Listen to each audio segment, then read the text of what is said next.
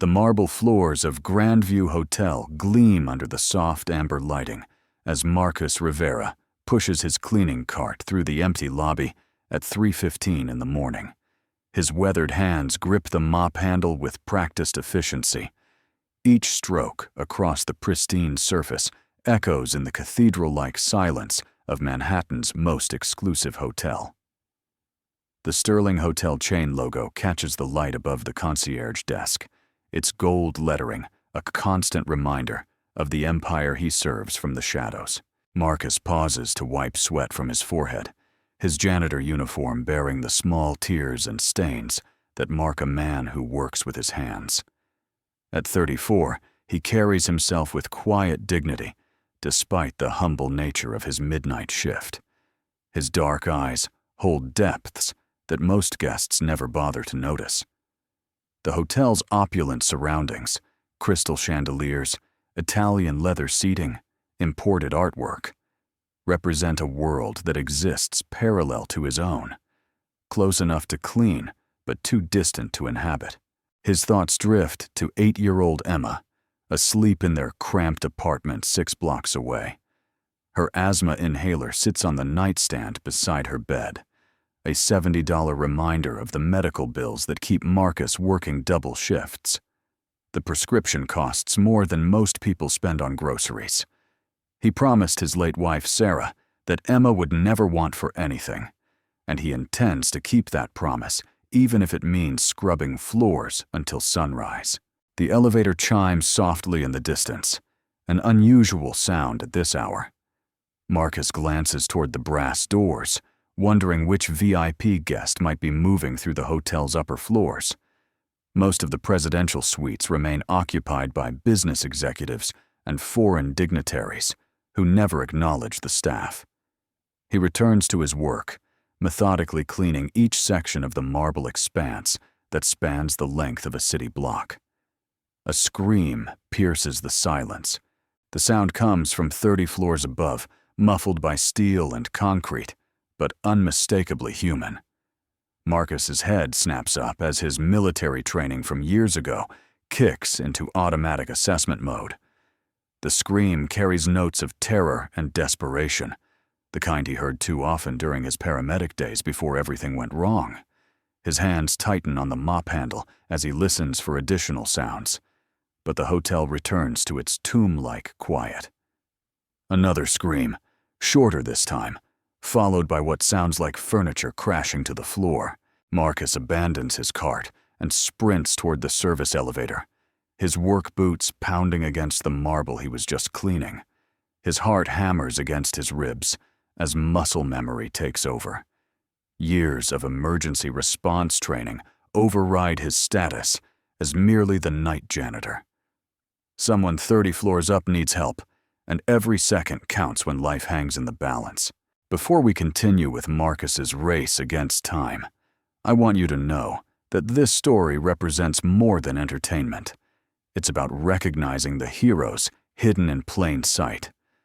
The single fathers working overnight shifts, the devoted parents sacrificing everything for their children's future, the everyday people whose quiet dignity and moral courage often go unnoticed by those in power. If this story resonates with you, please share it with someone who might need to hear that their worth isn't measured by their job title or bank account. Sometimes the most extraordinary people are the ones society overlooks completely. The service elevator climbs through the hotel's spine with mechanical precision, while Marcus studies the floor directory.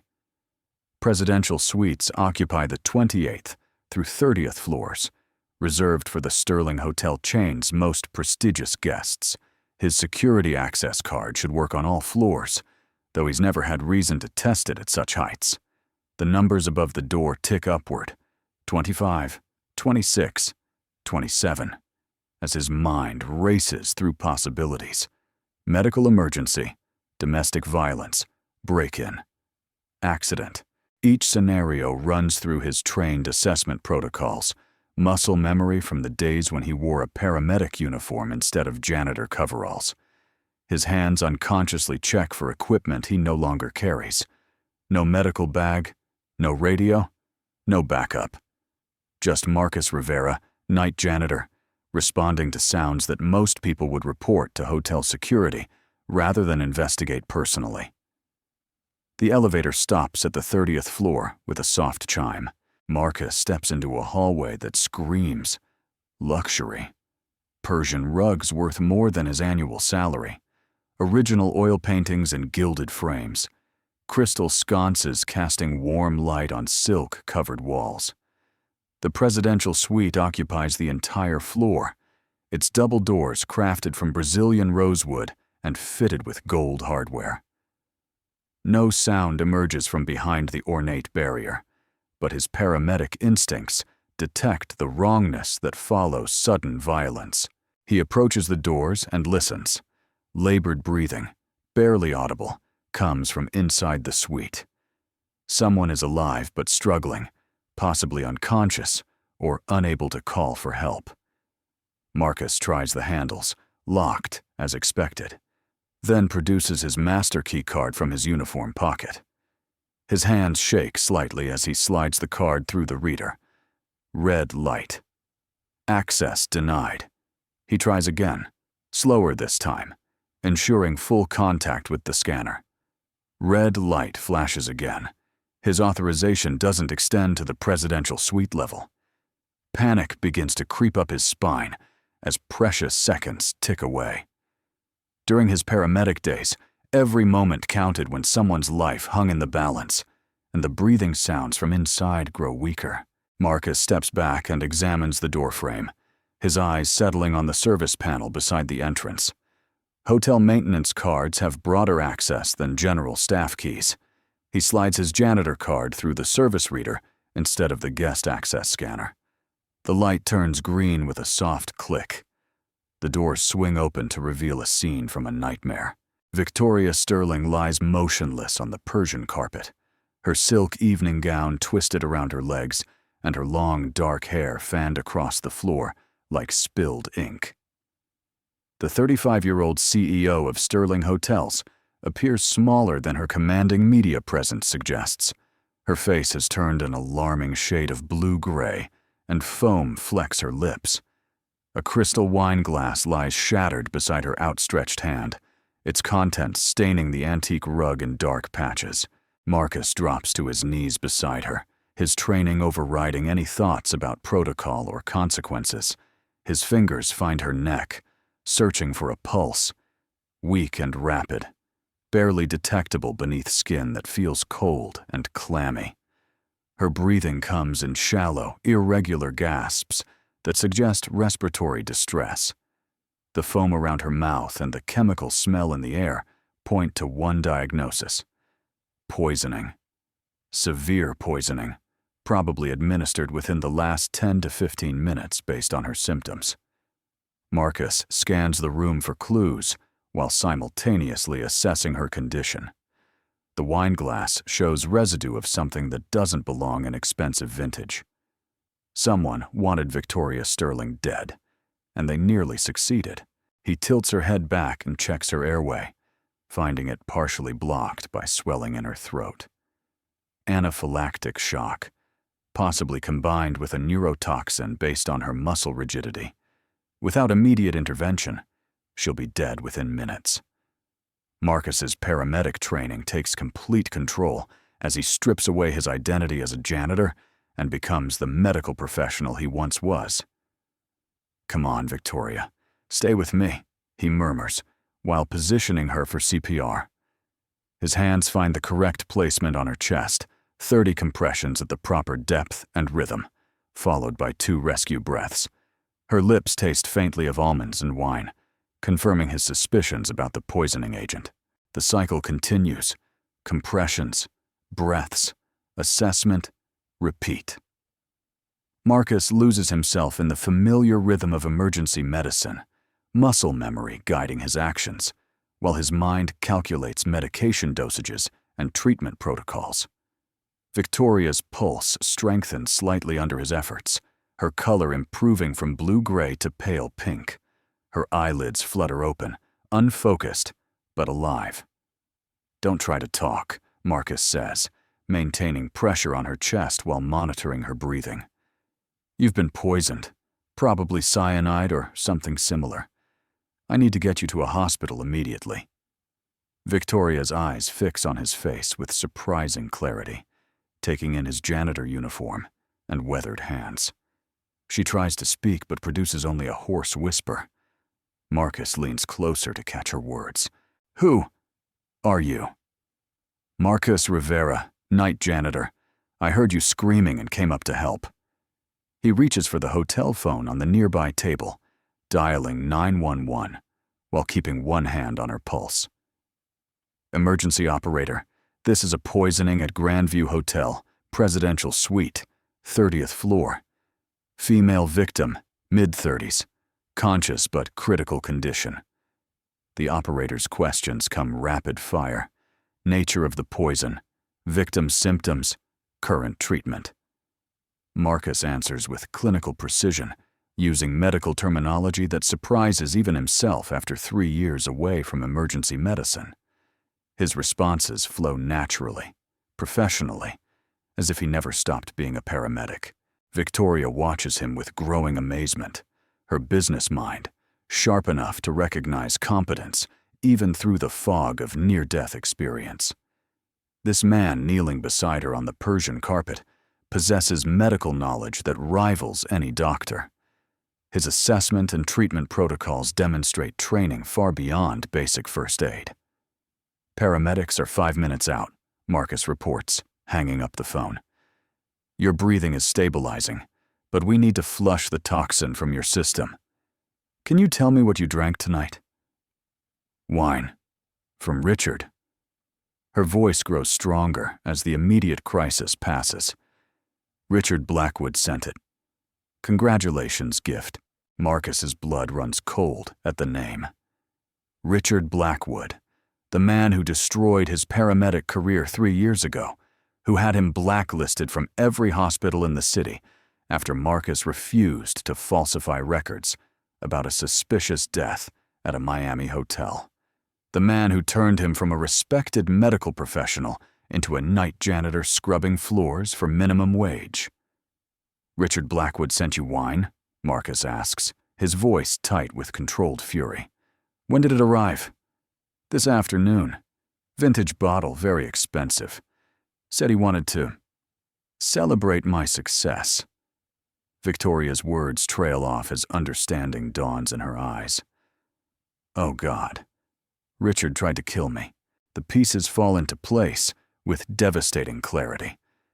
Blackwood has been circling Sterling hotels like a predator for months, making increasingly aggressive takeover bids that Victoria has repeatedly rejected. Unable to acquire her company through legitimate means, he resorted to the ultimate hostile takeover, murder disguised as a medical emergency. Marcus helps Victoria sit up slowly, supporting her back against the leather sofa. Her color continues to improve, but her hands shake from the after effects of the poison and the shock of realizing someone tried to murder her. She stares at Marcus with new appreciation, seeing past his humble uniform to the competent medical professional beneath. "You saved my life," she whispers. "How did you? I mean, you're just a janitor?" Marcus finishes with a bitter smile. "Yeah, I get that a lot. 3 years ago, I was a paramedic with the city. 15 years of emergency response, hundreds of lives saved. Then I crossed the wrong person and found myself scrubbing floors instead of saving lives. Richard Blackwood. The same. I witnessed something I shouldn't have, refused to keep quiet about it. And suddenly, I was unemployable in medical field. Had to take whatever work I could find to support my daughter." Marcus checks his watch. Paramedics should arrive any moment. "Emma's 8 years old, has asthma. Every medical bill reminds me of what I used to do, what I used to be." Victoria's business instincts, sharp even in her weakened state, begin connecting dots that go far beyond tonight's assassination attempt. If Blackwood tried to kill her and also destroyed Marcus's career, there's a pattern of systematic elimination of obstacles to his expansion plans. She's not the first target. She's just the most recent. He's done this before, she realizes. Other people who stood in his way. More than you know. Blackwood doesn't just buy companies. He destroys anyone who might testify against his methods. I'm living proof of that. Marcus stands and moves to the window, scanning the street below for approaching ambulances. The question is, what are we going to do about it? The sirens grow louder as emergency vehicles approach Grandview Hotel, but Victoria's mind is already racing ahead to the implications of tonight's events. Someone just tried to murder her in her own hotel, and the only person who saved her life is a man her enemy already tried to destroy. The irony would be amusing if the stakes weren't so high. Marcus returns to her side as heavy footsteps echo in the hallway outside. The paramedics arrive with equipment and questions, but Victoria finds herself studying the man who rescued her from death. His medical knowledge impressed even experienced emergency responders. His calm competence under pressure revealed leadership qualities that no janitor uniform could hide. "Mr. Rivera," she says, as the paramedics prepare her for transport. "We need to talk. Tomorrow, when I'm feeling better. I'll be here, cleaning the floors like always," Marcus replies with a self-deprecating shrug. "No," Victoria says firmly, her voice carrying the authority that built a hotel empire. "Tomorrow you'll be in my office. We have business to discuss." Dawn breaks over Manhattan as Marcus returns to his cramped apartment, exhaustion weighing on his shoulders like a lead blanket. The last 4 hours feel surreal. Saving Victoria Sterling's life, being questioned by police, providing detailed medical testimony that reminded everyone present of his former profession. The hotel's night manager looked skeptical when Marcus explained his medical background, but the paramedics confirmed his assessment, and treatment were flawless. Emma waits for him at the kitchen table, already dressed for school in clothes that show careful maintenance rather than recent purchase. Her school backpack sits beside a bowl of cereal, and her asthma inhaler rests within easy reach, a precaution that has become routine since her last attack 2 weeks ago. At 8 years old, she possesses the serious demeanor of a child who has learned to worry about adult problems. "Daddy, you look tired," Emma observes, studying his face with concern that breaks his heart. "Did something happen at work?" Marcus sits beside her and pulls her small frame into a gentle hug, breathing in the scent of her strawberry shampoo. How can he explain that he spent the night saving the life of the woman who owns the hotel where he works, or that the man who destroyed their family's future tried to commit murder? Emma's world consists of school, homework, and managing her asthma. She doesn't need to know about the darkness that adults create for each other. Just a long night, sweetheart. But something good might come of it.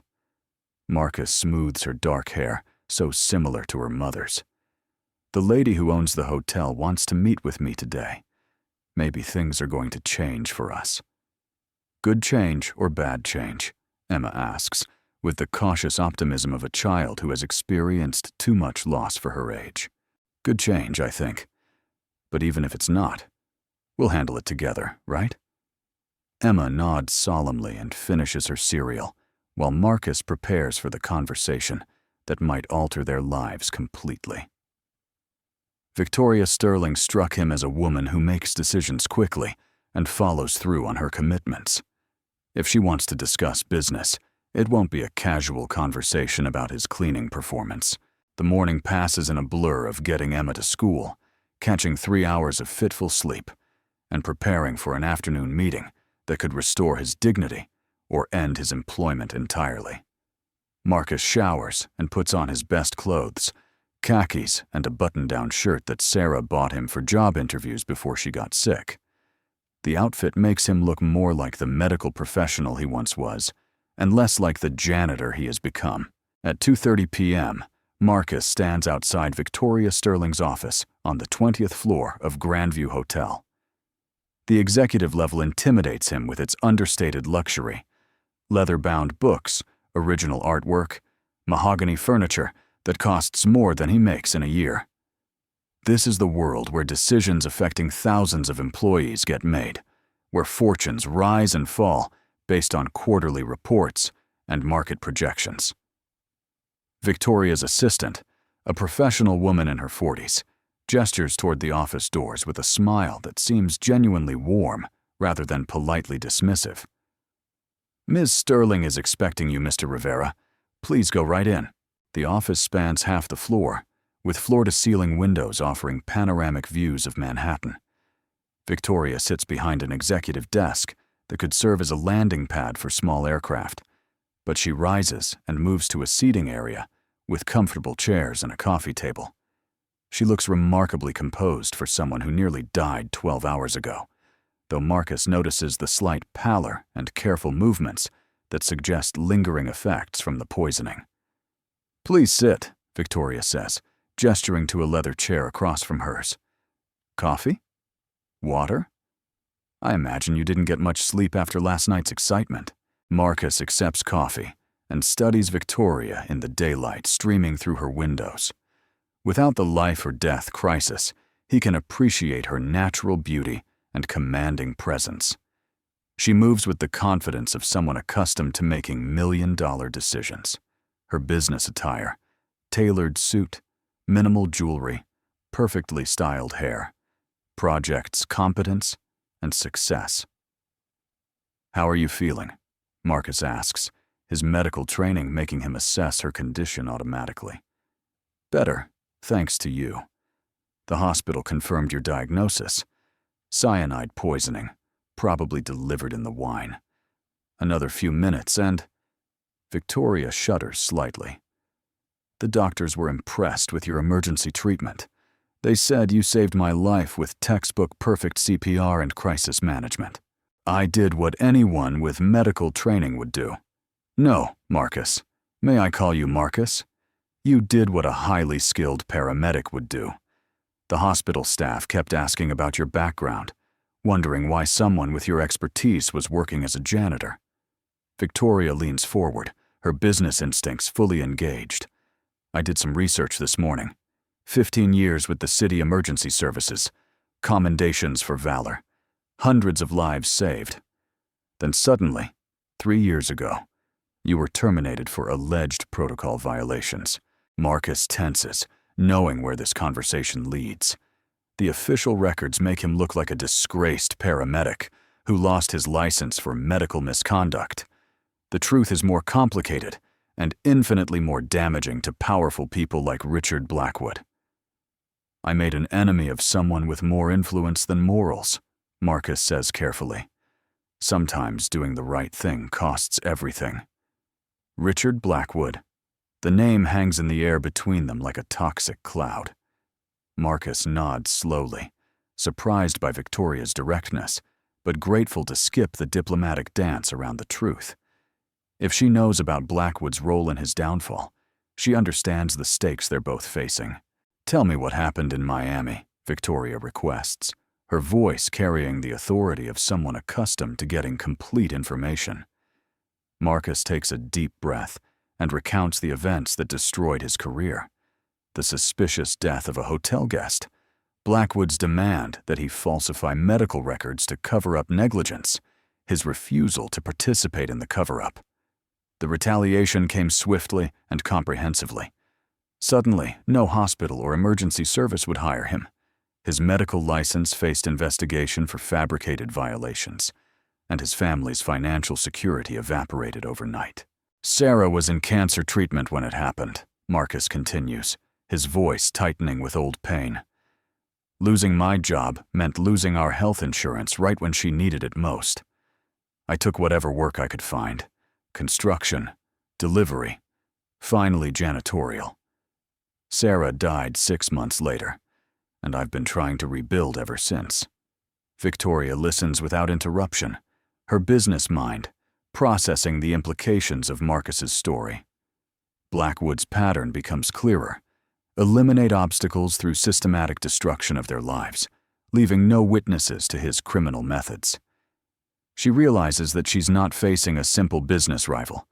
She's dealing with a sociopath who uses financial warfare and physical violence interchangeably. He's trying to acquire Sterling hotels, Victoria says. Increasingly aggressive offers, hostile takeover attempts, pressure on my board members. When I kept refusing, he escalated to murder. And he'll try again. Blackwood doesn't give up when he wants something, and he doesn't leave loose ends. You're still alive, which makes you dangerous to him. Same with me. I know too much about his Miami operation.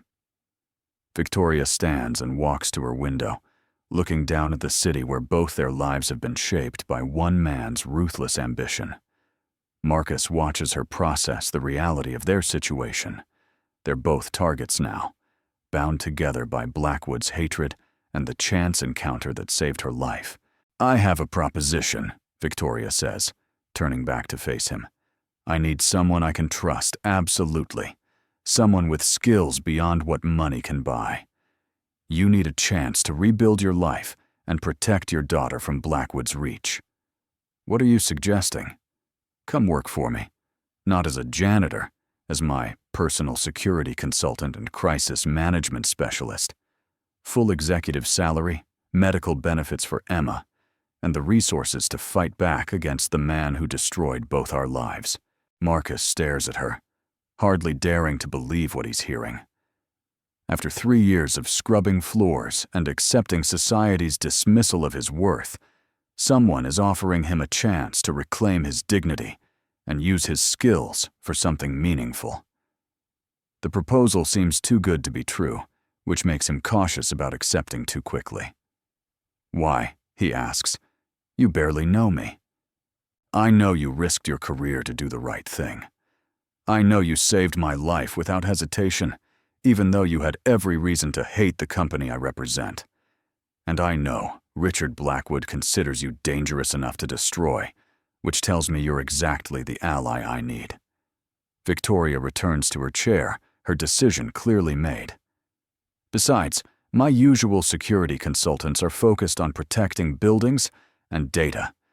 I need someone who can protect lives and isn't afraid to stand up to powerful men who think money makes them untouchable. Marcus considers the offer while weighing the risks and opportunities it represents. Working for Victoria puts him squarely in Blackwood's crosshairs, but he's already there anyway. At least this way, he'll have resources to fight back and protect Emma from whatever retaliation Blackwood plans.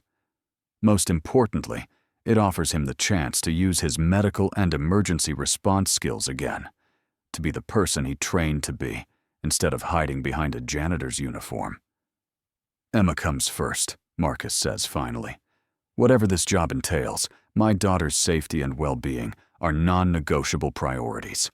Of course, Sterling Hotels will provide housing in our secure residential building, private medical care for Emma's asthma, and education at the best private schools in Manhattan. She'll be safer with our resources than she is in your current apartment. The offer addresses every concern Marcus has carried for 3 years: Emma's medical needs, their financial security, his professional dignity. It seems almost too perfect, which triggers his natural caution about deals that sound too good to be true. But Victoria's sincerity appears genuine, and his instincts about people have always been reliable. There's something else you should know, Marcus says. Blackwood won't stop with one assassination attempt. He's systematic, patient, and ruthless. Taking this job means signing up for a war, not just a consulting contract. Then it's fortunate that I'm hiring someone with combat experience, as well as medical expertise, Victoria replies, with a smile that doesn't reach her eyes. Your military record makes interesting reading, too. Army medic, 3 tours overseas, decorated for valor under fire. Richard Blackwood picked the wrong people to make into enemies. Marcus extends his hand across the coffee table, and Victoria shakes it firmly. The gesture seals more than an employment contract. It creates an alliance between 2 people who have nothing left to lose and everything to gain by standing together against a common enemy. When do I start? Marcus asks. Immediately. First priority is reviewing security protocols for all Sterling properties and developing threat assessments for key personnel. Second priority is investigating Blackwood's business operations to identify vulnerabilities we can exploit. Victoria stands, her executive demeanor returning. Third priority is ensuring your daughter's safety while we wage this war. Marcus nods, already mentally cataloging the security weaknesses he noticed during his years as a night janitor. He knows every entrance, every blind spot, every protocol that Blackwood could exploit for future attacks. The irony strikes him. His employment as a janitor provided the intelligence that makes him valuable as a security consultant. "I'll need to arrange care for Emma during the transition," Marcus says. "And I should warn you, Blackwood has people watching me. He'll know about this meeting within hours." "Let him know. I want Richard Blackwood to understand that I'm done playing defense. From now on, we're taking the fight to him." Evening shadows stretch across Marcus's apartment as he helps Emma pack her belongings for the move to Sterling Hotel's residential tower. The 8-year-old approaches the task with characteristic seriousness, carefully folding each piece of clothing and arranging her few toys in order of importance. Her asthma inhaler goes into a special pocket of her backpack, never more than arm's reach away. "Are you sure we're safe, Daddy?" Emma asks, holding up a framed photo of her mother. "The new place won't have bad men, will it?" Marcus kneels beside her and takes the photograph, studying Sarah's smiling face. His wife would be amazed by today's developments, her husband reclaiming his professional dignity, their daughter finally receiving the security and opportunity she deserves. Sarah always believed that good people would eventually find each other and stand together against the darkness in the world. "The new place is very safe, sweetheart. There are guards and cameras and strong locks on all the doors. But most importantly, we'll be working with good people who want to help us." Marcus places the photo carefully in Emma's suitcase. "Your mom would be proud of how brave you're being." "I miss her," Emma whispers, leaning against Marcus's shoulder. "Me too, baby girl. But she taught us to be strong and help other people, right? That's what we're going to do in our new home." A soft knock interrupts their packing, followed by a voice Marcus doesn't recognize calling through the door. "Mr. Rivera, Ms. Sterling sent us to assist with your relocation." Marcus moves to the window and peers through the blinds, spotting a black SUV parked outside his building with 2 men in business suits waiting beside it. Professional security, not Blackwood's thugs. Victoria works fast when she makes decisions. He opens the door to find a man in his 40s with the bearing of former military or law enforcement. "James Patterson, Sterling Security," the man introduces himself, showing identification. "Ms. Sterling asked us to ensure your safe transport to the residential tower. We've also been instructed to provide temporary security for your daughter during the transition." Marcus studies Patterson's credentials and body language, his emergency response training making him assess potential threats automatically. The man appears legitimate, confident but not aggressive, professional without being intimidating. Emma peers out from behind Marcus's legs, curious about the stranger, but staying close to her father. "Is it really necessary?" Marcus asks. "We're just moving across town." Ma'am believes Mr. Blackwood may attempt retaliation after today's meeting. Better to be overly cautious than sorry. Patterson glances at Emma with the slight softening that most adults show around children. "The residential tower has excellent security and recreational facilities. Your daughter will enjoy the pool and playground." Emma's eyes light up at the mention of a pool, a luxury their current building lacks, along with reliable heat and hot water. Marcus makes his decision, recognizing that Victoria's caution is justified given Blackwood's history of targeting family members to control his enemies. If accepting security means keeping Emma safe, he'll swallow his pride about needing protection. "Give us 10 minutes to finish packing," Marcus says.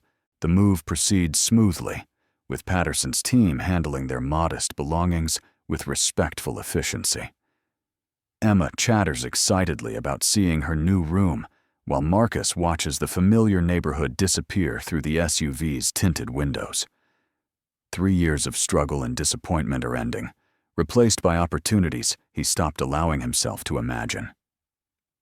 Sterling Residential Tower occupies a full city block in Midtown Manhattan, its 30-story glass facade reflecting the lights of the city as evening settles over the urban landscape.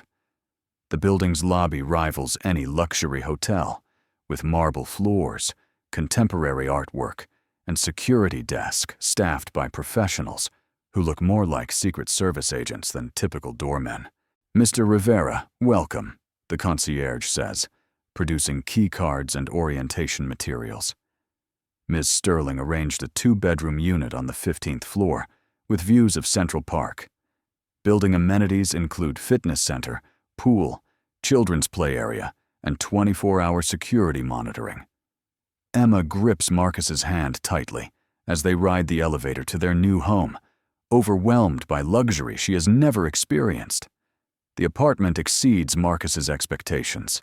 Spacious rooms, modern appliances, furniture that looks professionally selected rather than purchased secondhand. Floor-to-ceiling windows offer spectacular views of the city lights stretching to the horizon. "Is this really ours?" Emma asks, running her fingers along the leather sofa in the living room. "For now, yes, as long as Daddy does a good job working for Ms. Sterling." Marcus explores the kitchen, noting the fully stocked refrigerator and pantry. Victoria thinks of everything when taking care of people she values. Emma discovers her bedroom with a squeal of delight. Twin bed with princess-themed bedding, desk for homework, bookshelf stocked with age-appropriate titles, and a window seat overlooking Central Park. The room represents more luxury than she has known in her young life. But Marcus notices the practical touches too. Air purifier for her asthma, emergency communication system, windows that don't open for security reasons. "Daddy, look!" Emma calls from her bathroom. "There's a special medicine cabinet for my inhaler, and it has a lock so no one else can touch it." Marcus joins her to examine the medical setup, impressed by the attention to detail.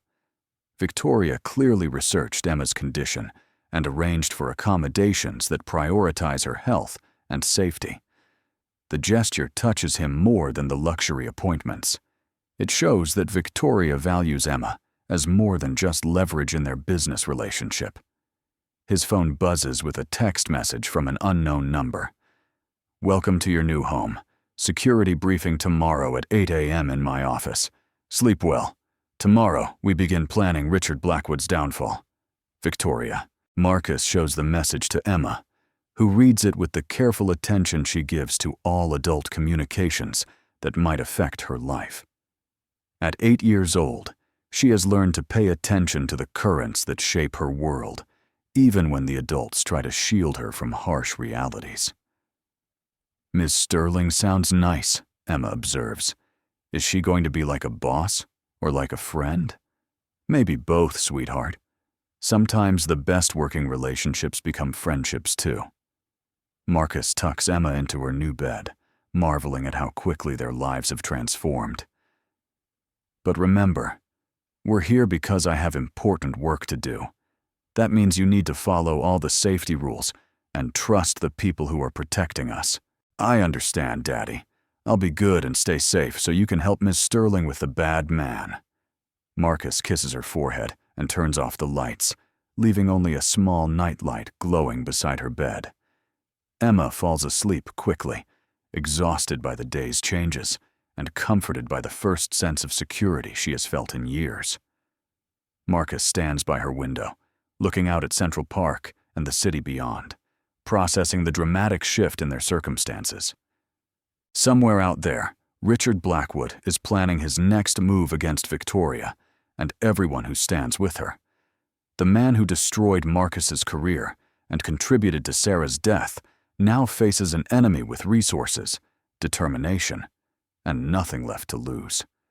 The war begins tomorrow, but tonight Marcus allows himself to hope that justice might finally be possible. His phone rings, displaying Victoria's number. "How's Emma settling in?" Victoria asks without preamble. "Better than I expected. The room set up for her asthma shows incredible thoughtfulness. Thank you for that. Children shouldn't suffer for adult conflicts. Emma's safety and happiness are priorities, not negotiable terms." Victoria's voice carries fatigue from the day's events, but also steel-hard determination. "I've been thinking about our strategy against Blackwood. We need to move quickly before he has time to regroup and plan another attack." "Agreed. What did you have in mind?" "Full audit of his business operations, financial records, property holdings, employee complaints. There's no way someone like Blackwood has stayed clean for 30 years of aggressive expansion. We find his vulnerabilities and exploit them systematically." Marcus considers the approach, recognizing the wisdom in attacking Blackwood's foundation rather than just defending against his assaults. "It's a good plan, but it's also dangerous. Once we start pulling threads, he'll escalate his responses. Are you prepared for that level of conflict?" "Marcus, he tried to murder me last night. How much more escalated can it get?" The question hangs in the air, and Marcus realizes that Victoria doesn't fully understand the depths of Richard Blackwood's capacity for violence. The poisoning attempt was subtle, meant to look like a medical emergency rather than obvious assassination. When Blackwood abandons subtlety and embraces direct action, the results become much more brutal. "It can get much worse," Marcus says quietly. "In Miami, I wasn't the only person who witnessed what Blackwood did. There was a hotel manager who tried to report the cover-up, a security guard who had video evidence, a nurse who treated the victim. All of them disappeared or died in accidents over the following year." Silence stretches between them as Victoria processes the implications of Marcus's revelation. She's facing an enemy who eliminates witnesses through systematic murder disguised as misfortune, someone who views human lives as obstacles to be removed rather than people deserving of basic respect. "How many people?" Victoria asks. "7 that I know of directly. Probably more that I never connected to Blackwood's cleanup operations." Marcus moves away from Emma's room, not wanting to wake her with details of the violence they're confronting. He's not just a ruthless businessman. He's a serial killer who uses corporate warfare to cover his crimes. "Then we make sure he doesn't get the chance to add us to that list," Victoria says with grim determination. "Tomorrow morning, 8 a.m., we're going to war." The line goes dead, leaving Marcus alone with his thoughts and the spectacular view of Manhattan's lights stretching to the horizon. Somewhere in that vast urban landscape, Richard Blackwood is planning moves against them both, unaware that his 2 newest enemies have nothing left to lose and every reason to fight until one side is completely destroyed. Marcus checks the locks on the apartment door, tests the security communication system, and positions himself where he can watch both the entrance and Emma's bedroom. Old habits from his military days return automatically. When facing a dangerous enemy, vigilance becomes a way of life rather than a temporary precaution. Tomorrow, the real work begins. The secure elevator rises toward Victoria's office as Marcus reviews the intelligence briefing material she provided overnight. Richard Blackwood's business empire spans 12 countries and includes hotels, restaurants, entertainment venues, and shipping companies, a legitimate front for operations that generate billions in revenue annually. The deeper Marcus digs into the financial reports, the more irregularities he discovers in acquisition patterns and profit margins. "Good morning," Victoria greets him as he enters her office. She looks refreshed and determined, dressed in a charcoal business suit that projects confidence and authority. "Coffee's fresh, and I've arranged for Emma to spend the day with our building's childcare specialist, former elementary teacher with sterling references." "Thank you." Emma was excited about meeting other children in the building. Marcus accepts coffee and settles into the chair across from Victoria's desk. "I reviewed the files you sent. Blackwood's expansion pattern shows several acquisitions that don't make financial sense, unless there were hidden motivations. Exactly. Properties in Miami, Los Angeles, Chicago, and New York, all purchased at prices significantly above market value, all involving suspicious circumstances surrounding the previous owners. Victoria activates a large display screen showing a map of the United States with Blackwood's properties marked in red. Notice the pattern. Major ports, international airports, entertainment districts. Marcus studies the geographic distribution, his military intelligence training recognizing strategic positioning when he sees it. Transportation hubs and money laundering fronts. He's not just running hotels. He's operating logistics networks for something much larger. My thoughts exactly. The question is, what's he moving through those networks, and how do we prove it? Before Marcus can respond, Victoria's assistant announces an urgent call from building security. Victoria accepts the call on speaker, and Patterson's voice fills the office with barely controlled tension. Ms. Sterling, we have a problem. 3 men in business suits are in the residential tower lobby, claiming they're here to inspect apartment 15B for code violations. No advance notice, no official documentation, and they're asking specific questions about Mr. Rivera's daughter. Marcus feels ice water flood his veins as the implications hit him. 15B is their apartment. The men aren't city inspectors. They're Blackwood's operatives, and they're targeting Emma directly. The escalation Victoria questioned last night is happening faster than either of them anticipated. Where's Emma now? Marcus asks, already moving toward the door. Safe in the child care center on the 10th floor, but these men are persistent.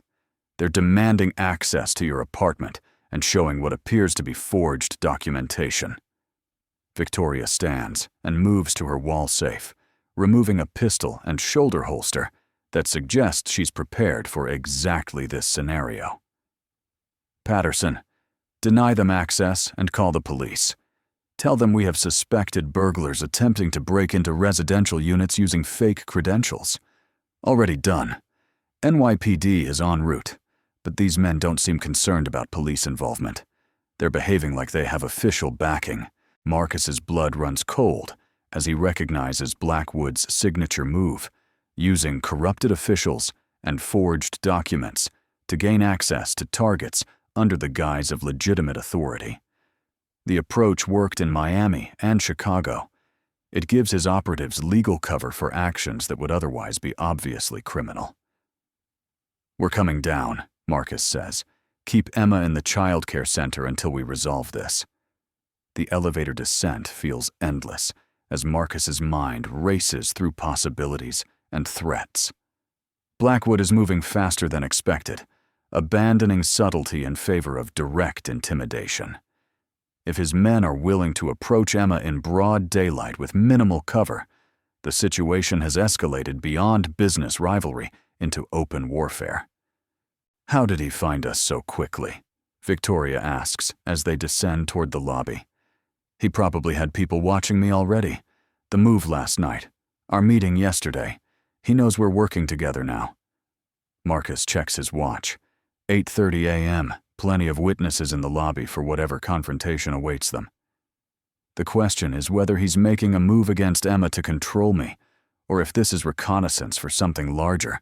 The elevator opens to reveal a tense standoff in the residential tower's marble lobby. 3 men in expensive suits stand near the concierge desk, their body language suggesting military or law enforcement backgrounds.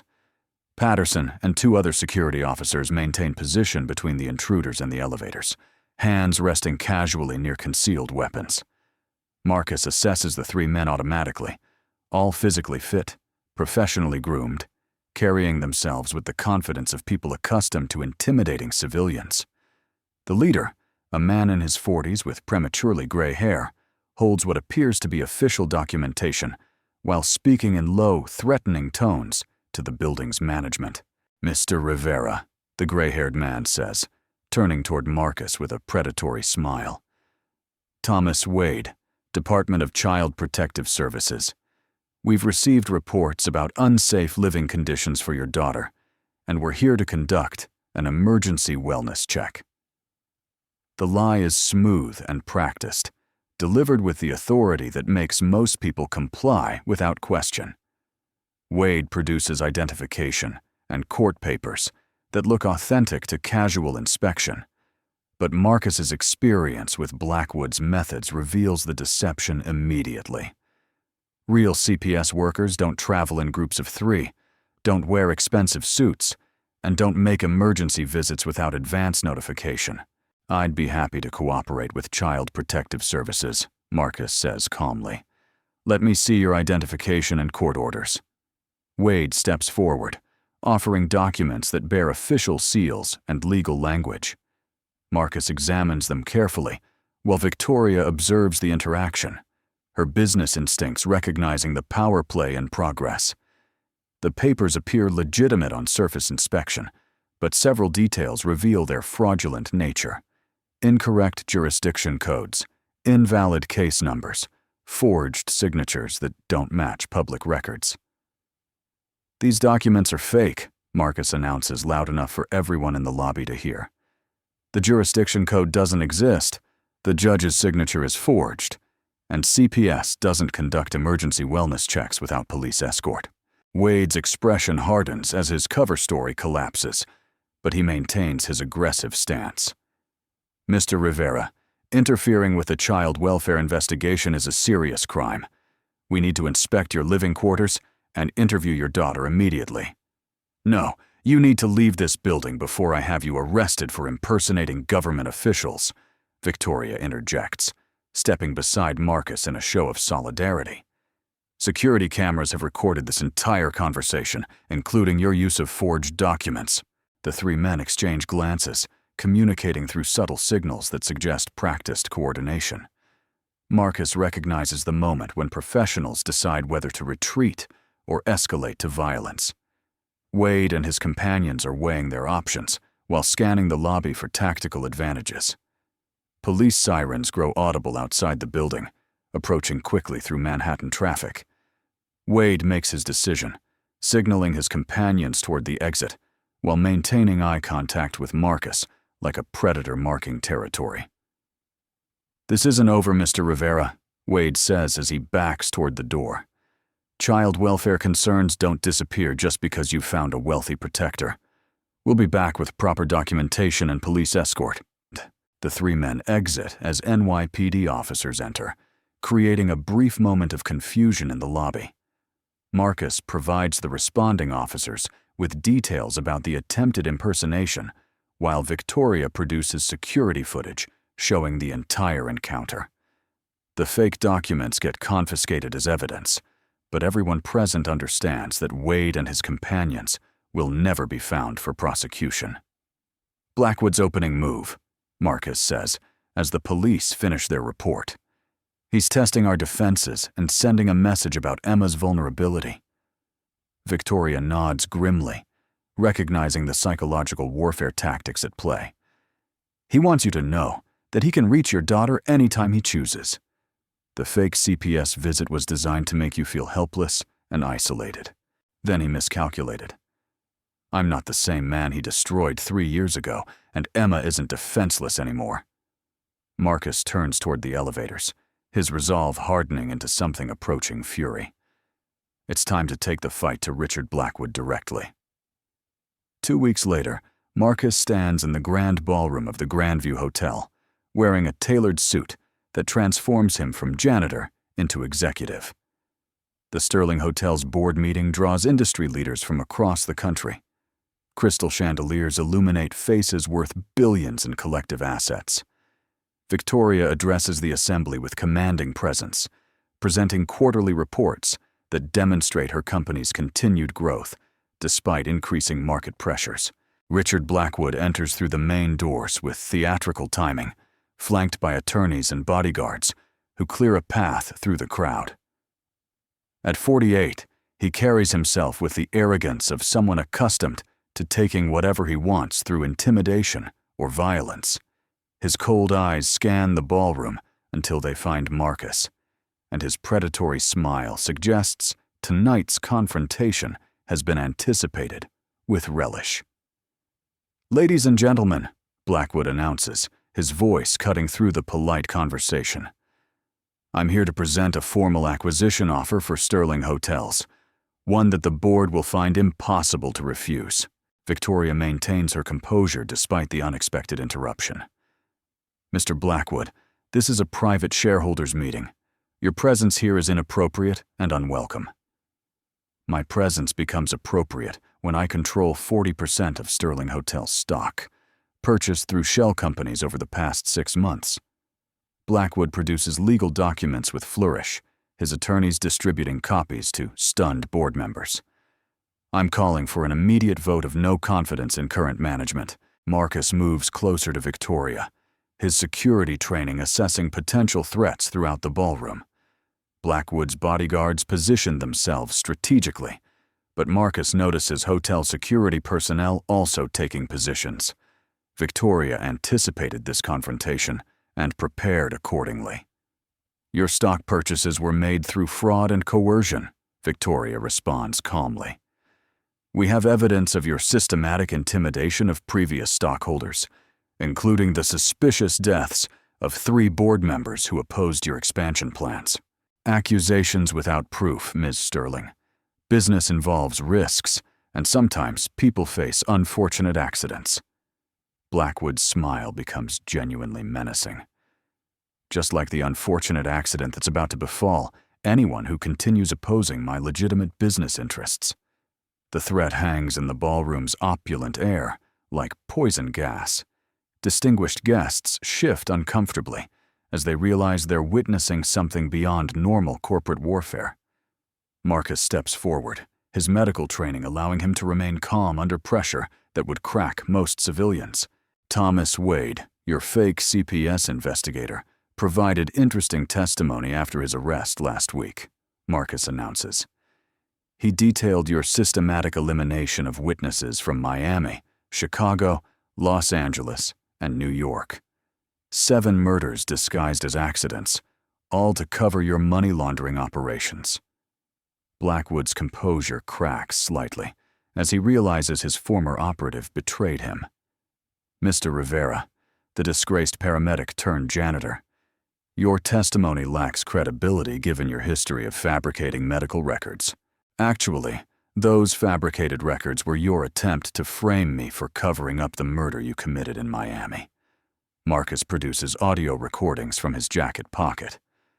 Wade's full confession, plus financial records showing payments from your accounts to professional assassins across 4 states. The ballroom erupts in shocked murmurs as board members examine evidence that transforms a hostile takeover into a criminal conspiracy trial. Blackwood realizes his carefully constructed facade is collapsing. Decades of hidden murders and financial crimes are being exposed in front of the most influential people in the hotel industry. "You think you've won something?" Blackwood snarls, abandoning all pretense of civility. "I've killed 7 people to build this empire. What's 2 more?" He signals his bodyguards, who reach inside their jackets for concealed weapons. Marcus reacts with military precision, tackling Victoria to the marble floor as gunshots shatter the ballroom's elegant atmosphere. Crystal chandeliers explode in sparkling cascades while guests scream and dive for cover behind overturned tables. Marcus rolls behind the podium with Victoria, shielding her body with his own as bullets chip marble and shatter windows. His military training takes control. Assess threats, identify cover, protect the principal. Blackwood's bodyguards advance methodically, professional killers who've done this before. Hotel security responds with coordinated precision, flanking the gunmen while guests evacuate through side exits. The firefight is brief but intense. Marcus uses his medical skills to treat a wounded board member, while Victoria coordinates with police through her emergency communication device. When the smoke clears, Blackwood lies wounded on the marble floor, his bodyguards dead or captured. Marcus approaches the fallen hotel mogul, his paramedic instincts warring with satisfaction at seeing justice finally delivered. Blackwood looks up with hatred undimmed by his injuries. You think this changes anything? I have operations in 12 countries. Associates, who will continue my work. Had, Victoria corrects, kneeling beside Marcus. FBI raids began an hour ago across all your properties. Your associates are being arrested simultaneously. It's over, Richard. Police and paramedics flood the ballroom as Marcus performs emergency medical treatment on Blackwood, despite everything the man has done to destroy his life. His hands work automatically to stop the bleeding, while his mind processes the end of a 3-year nightmare that cost him his career, his wife's proper medical care, and years of Emma's childhood. 6 months later, Marcus enters his corner office on the 20th floor of Sterling Hotel's headquarters, his executive nameplate reading, Director of Corporate Security. The morning sun streams through floor-to-ceiling windows while he reviews safety protocols for the company's expanding international operations. Emma bursts through the door with 8-year-old enthusiasm, her asthma completely controlled through the best medical care money can provide. Daddy, Victoria says we can go to the pool after you finish work. Victoria follows Emma into the office, wearing casual clothes that make her look younger and happier than the driven CEO who nearly died in a hotel suite. The engagement ring on her left hand catches the sunlight as she embraces Marcus, their partnership having evolved from business alliance into genuine love built on mutual respect and shared trials. Ready for our vacation? Victoria asks, studying travel brochures scattered across Marcus's desk. Emma's excited about seeing the ocean.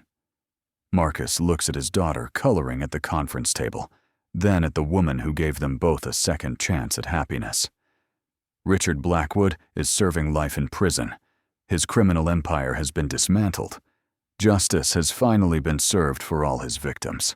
More than ready, Marcus replies, pulling both his girls closer. We've earned it. The beach house in the Hamptons awaits them, a far cry from the cramped apartment where Marcus once struggled to pay for Emma's medications. Now his daughter runs through marble lobbies like she owns them, her laughter echoing in spaces that once intimidated him. Victoria watches Emma with the devotion of a mother, having embraced the role with the same determination she brought to building her business empire. Daddy, look what I drew, Emma announces, holding up her latest artwork. The picture shows 3 figures standing in front of a large building, Marcus in his executive suit, Victoria in her business attire, and Emma between them holding both their hands. Above them, she's drawn a small angel figure with flowing hair and a gentle smile. That's Mommy Sarah, Emma explains matter-of-factly. She's happy we found Victoria. Marcus feels tears prick his eyes as he studies his daughter's innocent wisdom. Sarah would indeed be proud of the family they've built, the justice they've achieved, and the love that transformed them all from survivors into something stronger. Victoria kisses Emma's forehead, then Marcus's cheek. Come on, let's go home and pack. Tomorrow we start writing the next chapter. Outside their window, Manhattan spreads beneath them, no longer a place of struggle, but a city of infinite possibilities for a family forged by courage, strengthened by love, and bound together by the unshakable knowledge that sometimes heroes really do win. Marcus picks up Emma's drawing and places it carefully in his desk drawer, next to his old paramedic badge and a photo of Sarah. 3 symbols of his journey: past, present, and future united in perfect harmony. The janitor's uniform hangs in his closet at home now, not as a reminder of shame, but as proof that dignity isn't measured by job titles or paychecks. Emma skips ahead toward the elevator, chattering about sandcastles and seashells. Victoria slips her hand into Marcus's, their wedding bands catching the afternoon light. Ready? She asks softly. Marcus nods, knowing that whatever challenges await them, they'll face them together. A family built not by blood alone, but by choice, sacrifice, and the courage to believe in second chances.